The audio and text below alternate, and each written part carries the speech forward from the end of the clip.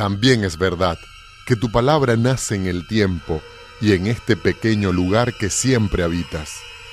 Y tú, pequeña fábula del mundo, dices buscar la verdad cuando solo piensas en retroceder, en moldear tus viejas roturas, en levantar estas redes de mentiras. Todas las ligazones tristes y trágicas que he hecho, las rehago como vanos intentos de saturarme para olvidar. Temo tener que repetir las mismas tardes.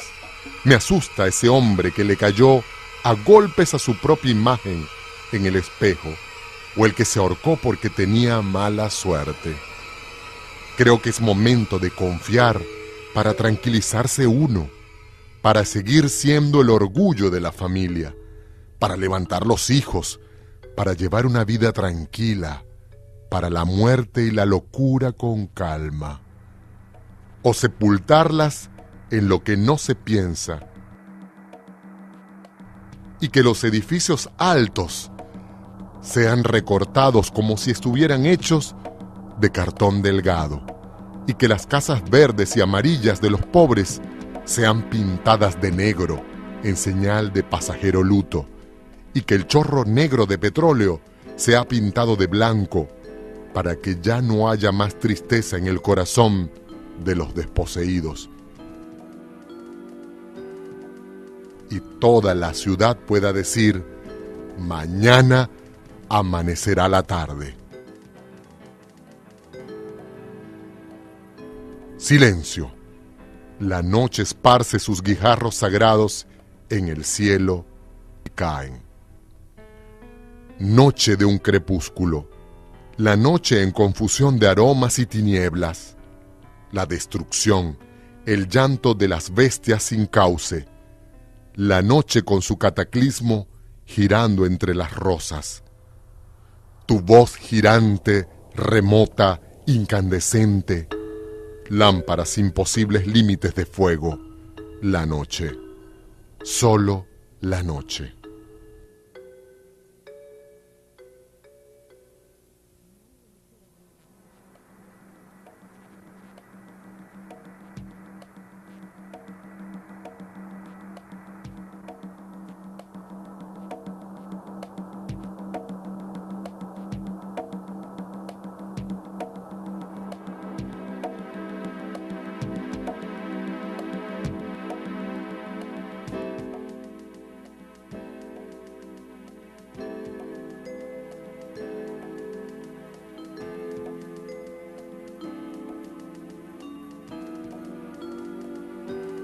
La palabra, esa magia que nos envuelve como habitantes perplejos de esta Maracaibo, ciudad fatal junto a la boca del Golfo de Venezuela.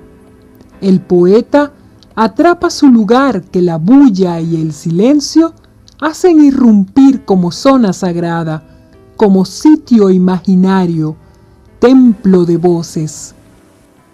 Si yo me atreví, igualmente que Blas y otros escritores, a expresarnos en ese lenguaje popular, que más popular es un lenguaje masivo del maravino, ojalá otras ciencias, la historia, pudieran atreverse a que su discurso científico sea expresado también en ese tipo de lenguaje. Pienso que es totalmente legítimo que ese lenguaje perviva y sea transmitido a través del discurso, sea este cual fuera, poético, en literatura, en ciencias sociales.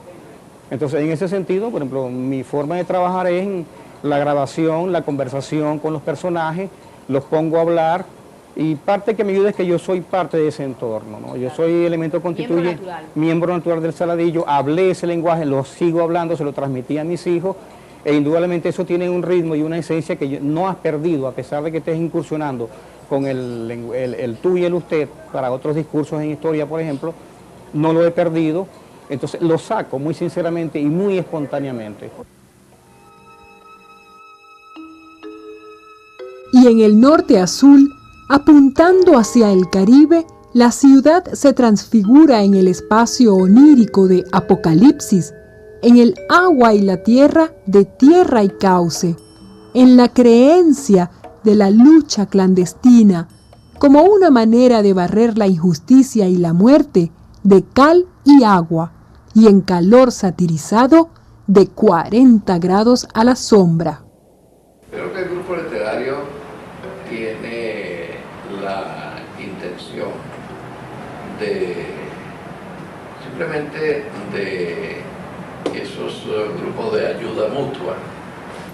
El grupo literario se forma cuando hay alguna afinidad entre algunas personas, comparten algunas ideas, necesitan intercambiar ideas, necesitan salir además al público y necesitan decir algo al público y el grupo primero llama más la atención sobre lo que está sucediendo, si se comparte entre todos naturalmente, y luego hay la posibilidad de que ese trabajo conjunto pueda ser mucho más efectivo y más satisfactorio para las personas que participan de eso, por el intercambio de ideas, por la, yo diría, por la intercomunicación permanente que hay entre los integrantes del grupo. ¿Esa intercomunicación permanente tú crees que permite realmente coincidir en una determinada concepción estética compartida? Bueno, por regla general sí. Por regla general sí, yo veo que hay grupos que tienen una gran homogeneidad en la concepción estética, pero hay otros grupos que cada quien escribe de una manera distinta, que tienen una visión estética diferente y que se agrupan simplemente, bueno, para eso, para formar un grupo, para darse fuerza como jóvenes que son y que se sienten en cierta forma debilitados frente a un medio que no conocen, que no dominan. Es su manera de presentarse frente a una sociedad que les es difícil. ¿Y qué opinarías tú del grupo literario como fenómeno estético específicamente en Maracaibo? Mira, yo pienso que los grupos literarios cada vez tienden a desaparecer, cada vez son más escasos, tienden a desaparecer. Creo que el proceso de la creación se hace cada vez más individual. Creo que cuando se asocian jóvenes a escribir en torno a una revista, eso es simplemente transitorio. Igual sucede con los pintores. Yo creo que en Maracaibo hemos ya visto los últimos grupos que se han formado, pero que se han tenido ciertamente homogeneidad, han tenido en general una visión de conjunto, una visión compartida, pero creo, es mi impresión, de que tienden a desaparecer, de que ya no es una vía dentro del arte y la literatura para la comunicación. Vivirse, no es lo mismo, no. Estar entre los seres y las cosas, girar en torno a cuanto ven los ojos, formas, colores, apariencias, emanación del mundo entre sus espejismos, inmediatez o lejanía, todo aceptado por la visión, el tacto, el gusto, el oído, el olfato, sin el contacto del entendimiento, en sumisión perfecta y en unidad con el mandato simple de ser mujer como la quiere el hombre. Vivir mujer como la quiere el hombre, serena y dócil siempre, apasionada, tierna, sentimental, contrita, suave y débil, a veces caprichosa. Vivir hermosa, en actitud de ave o de serpiente, de pantera o de corza.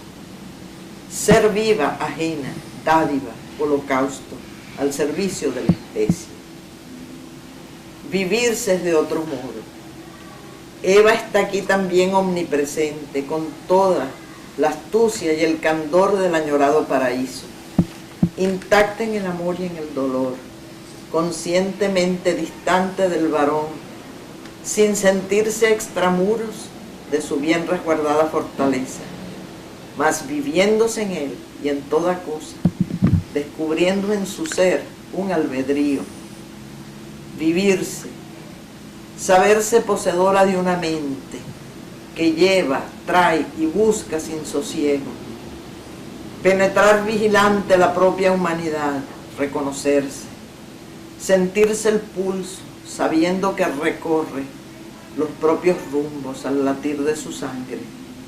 Vivirse es entender lo fútil y lo vano, y trazarse una meta inteligible, por vaga que parezca, y poder preguntarse, ¿por qué la mente y ese reservorio de hechos y de imágenes y sus desconcertantes regresiones, y ese dolor elemental en que se sufre por el dolor del mundo, donde los seres van sin compañía en medio del tumulto de las gentes?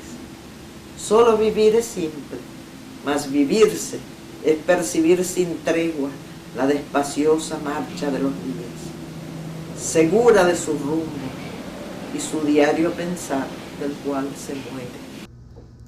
En 1946, Pedro Laya apuntaba en el índice de los miembros de Tierra y Cauce. Ningún movimiento posterior al de Seremos, que data de 1928, aparece en la vida intelectual del Estado Zulia hasta ahora que se perfila el del Grupo Tierra, ni siquiera la revolución viernista, que movió polémicas y controversias, pudo penetrar en el cerrado marco de lo que quedaba de la alta lírica de este pueblo, llegada a una dolorosa decadencia, producto de la incomprensión de aquellos que pudieron constituirse en maestros y despreciaron la oportunidad por seguir apegados a las viejas formas de la poética decorativa y anecdótica. Bueno, Tierra tuvo un comienzo muy local, muy de nosotros, de la ciudad, y duró muy poco tiempo. De los escritores que colaboraron, hay algunos hoy muy importantes, y hubo muchísimos que trabajaron en la universidad. José Ortín Rodríguez lo animó mucho, aunque él nunca fue miembro del grupo, pero él fue el primer director de cultura en el segundo periodo de la universidad. Y antes de eso, él se dedicaba muchísimo a animar los escritores entonces.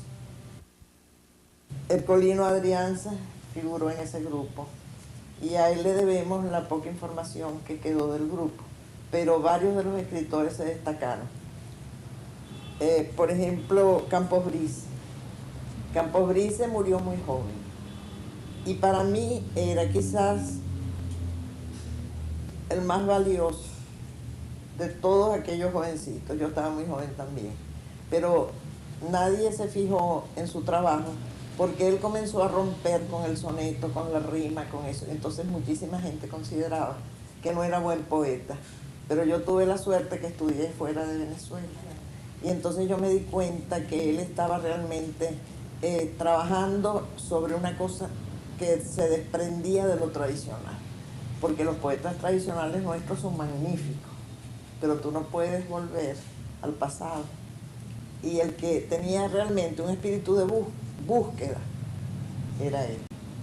Quiero darte otra cosa, de lo que quedó aquí del grupo, porque muchos se fueron a Caracas. ¿Cómo se llama esta señora de pelo blanco del Partido Comunista? Laya. Argelia. Bueno, Pedro, su hermano, era del Grupo Tierra, y era uno de los talentos del Grupo Tierra. Pero todos esos muchachos se fueron.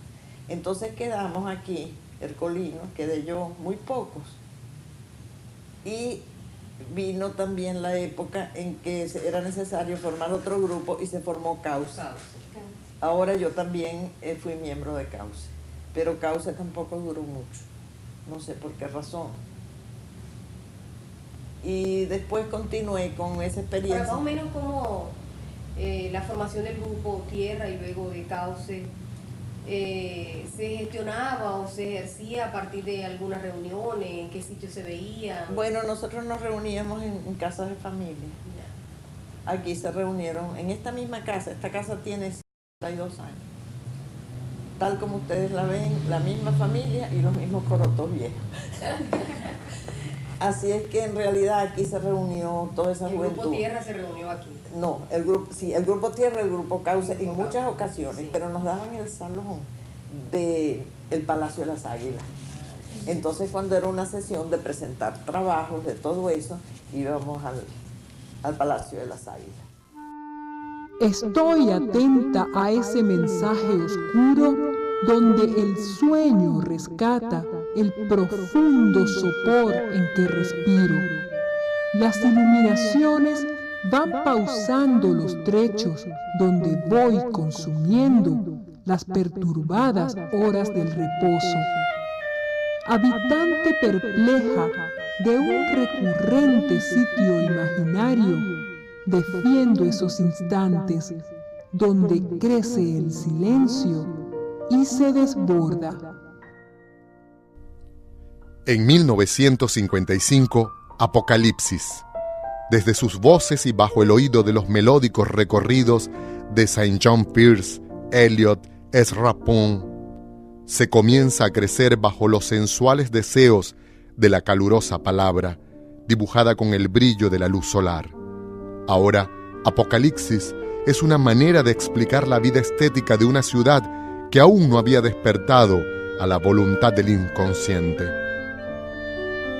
Entonces, el presente se hace memoria en la palabra y surge una forma de imponer una nueva sensación, de hacer valer una nueva palabra. Sin duda, Apocalipsis fue un arma para el futuro. Cuando nosotros escribimos en los periódicos aquí en el Zulia nuestros poemas ya estrictamente surrealistas, la gente tradicional, los seguidores que depredaron la obra de Udón Pérez, que la erosionaron hasta convertirla en algo inservible, los seguidores de Udón Pérez, no los culpables de que Udón Pérez aparezca como una cosa inservible actualmente, los seguidores. Esos seguidores en 1955 se burlaban de nosotros porque nosotros escribíamos esos versos disparatados. Mejor dicho, en el lenguaje poético estéticamente tradicionalista, un nuevo tratamiento del lenguaje, el verso libre pero con ritmo interior, con música, un verso libre que se sostiene con una estructura que tiene ritmo interior y que es indudablemente asonantada y de libre verso, pero tiene una cadencia que lo convierte no en un disparate, sino en un poema. Ese es el punto realmente de partida. Los dos grandes temas, la ciudad, el amor, y en el fondo de la ciudad y el amor, el gran tema de la poesía, que es el de la libertad y la lucha a través de la libertad contra la muerte.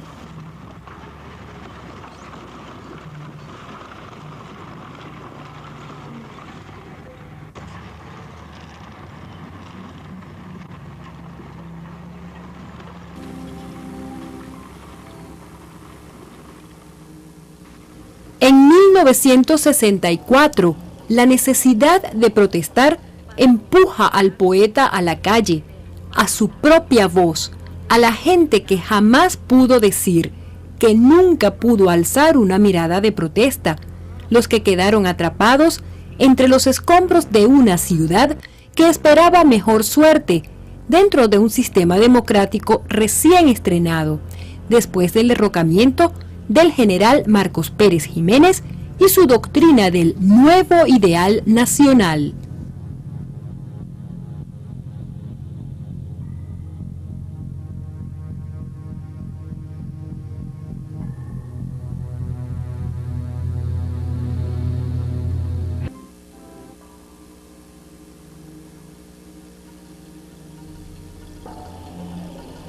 Me proyecto a la ciudad.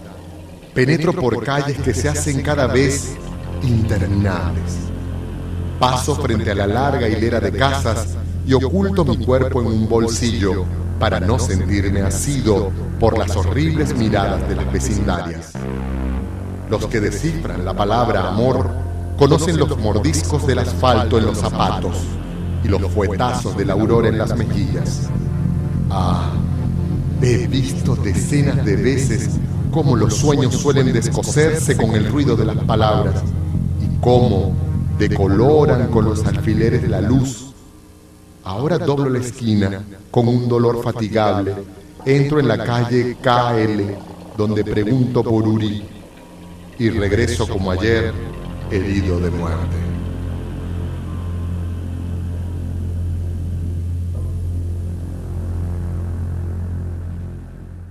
El grupo Caliagua aparece en 1964, ¿no?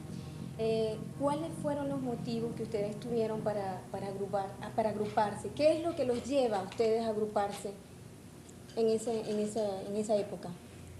Bueno, para el momento que surge este grupo, hay que recordar que el país estaba viviendo un momento bastante álgido en lo político. Estaban las guerrillas y, por supuesto, los jóvenes de aquel entonces, un gran número, nos sentíamos afines con estos movimientos subversivos y con la política, porque se estaba gestionando en el país en este sentido de la izquierda. ¿Qué pasa? Que nos fuimos reuniendo a través de la llegada del poeta Ricardo Ruiz Caldera a Maracaibo. Nos reunimos en una galería de arte que para entonces se llamó pues 40 grados a la sombra. Este era un grupo bastante importante para el momento.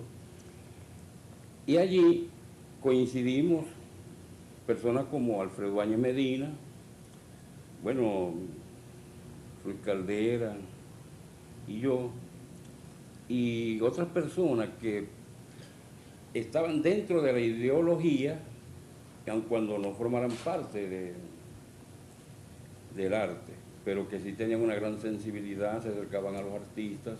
Entonces decidimos reunirnos como grupo y, por supuesto, había un grupo que estaba trabajando con ciertas ideas más o menos, que era Vertical 9, del cual formaba parte Edison Parra, y muchos de ellos, como Rey Marañez Bozo, Juan Mendoza, se unen al grupo y colaboran con nosotros para comenzar la primera planificación, que sería una exposición que se realiza en los pasillos de la Facultad de Humanidades, allí en El Milagro, y posteriormente se va a llevar a otros lugares.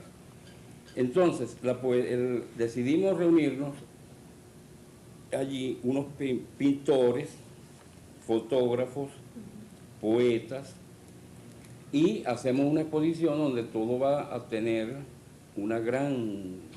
todos van a ser afines en el sentido de la ideología que cada uno tenía, aun cuando no era una propuesta estética que nosotros hacíamos para el momento, ni mucho menos, pero sí nos unía ese deseo de protestar a través de un gesto, de cualquier manera, ese momento que vivía el país. Entonces, la exposición llevó como nombre Poesía sobre la Piedra. Nosotros aparecemos como grupo por un deseo de trabajar, ya más adelante abundaremos sobre esto, de trabajar en la línea de una actividad política con nuestra literatura, es decir, nuestro instrumento de trabajo, aparte de la participación directa en la política, estaba en la literatura, ¿ves? A pesar de que la literatura que hacemos entonces no es una literatura política, pero que era una manera de ingresar en el contexto social de Maracaibo en términos de política y en términos de arte, ¿no?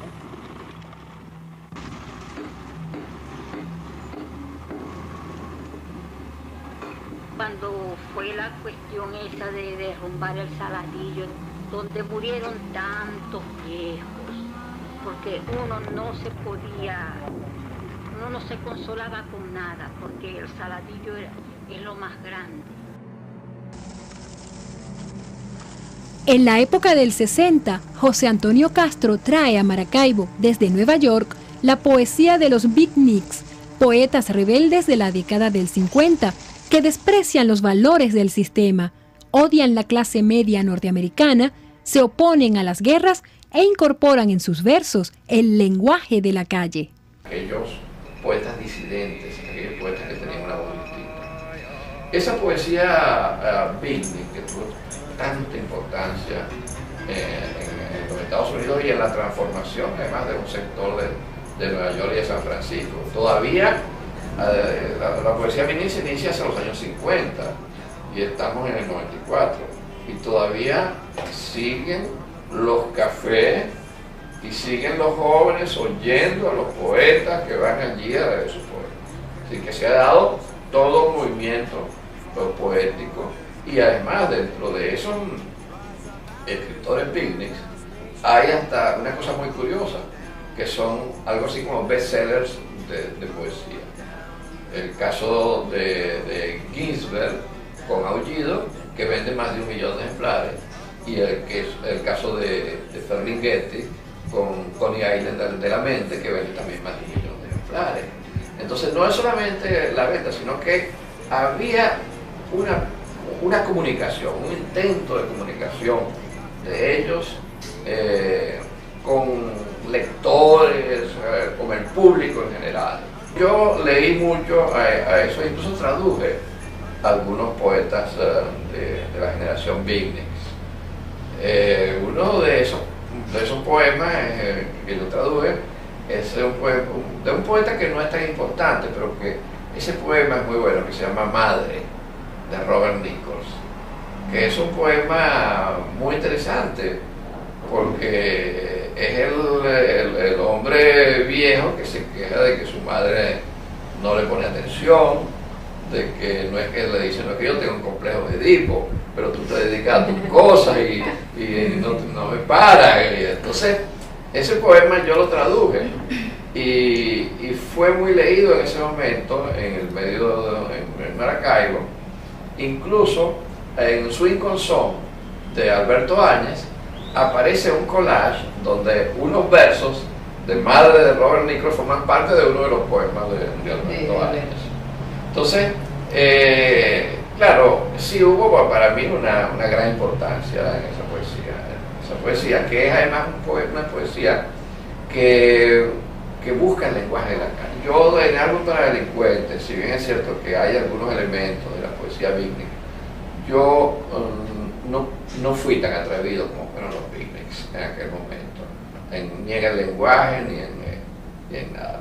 Los beatniks, hay un ritmo allí, hay un ritmo poético que no tenían que no tenía la poesía beatnik.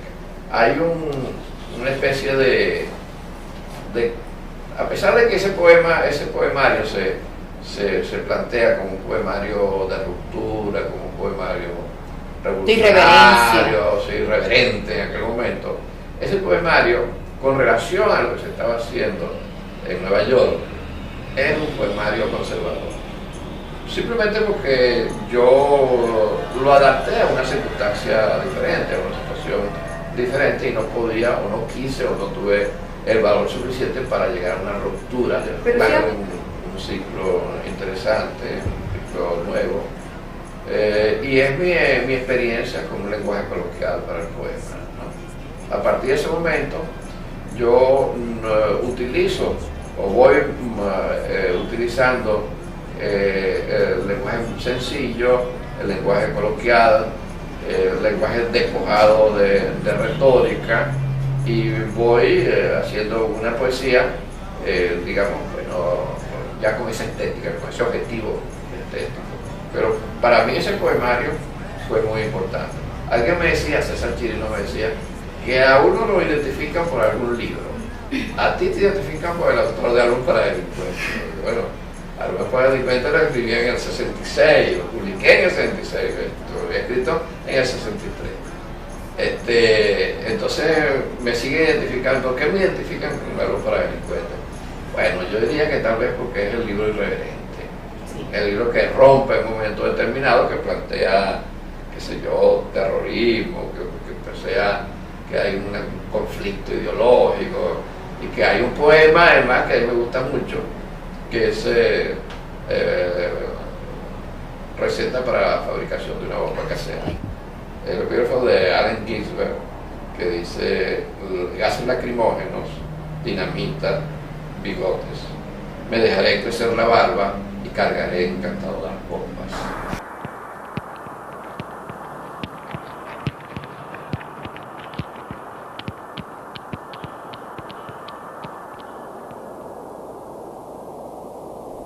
Yo quiero hablar de esta ciudad en la que vivo. Yo quiero reclamar por sabor a níquel de su aire. Yo quiero que mi ciudad se peine como una joven india y que el sol sea solo amigo de los fines de semana y que los peces salgan en las noches a pasear por las avenidas cubiertas de automóviles y que las heces sean incineradas en los templos en homenaje a nuevos dioses y que los edificios altos sean recortados como si estuviesen hechos de cartón delgado y que las casas verdes y amarillas de los pobres sean pintadas de negro en señal de pasajero luto y que el chorro negro del petróleo sea pintado de blanco para que ya no haya más tristeza en el corazón de los desposeídos y toda la ciudad pueda decir: mañana amanecerá la tarde.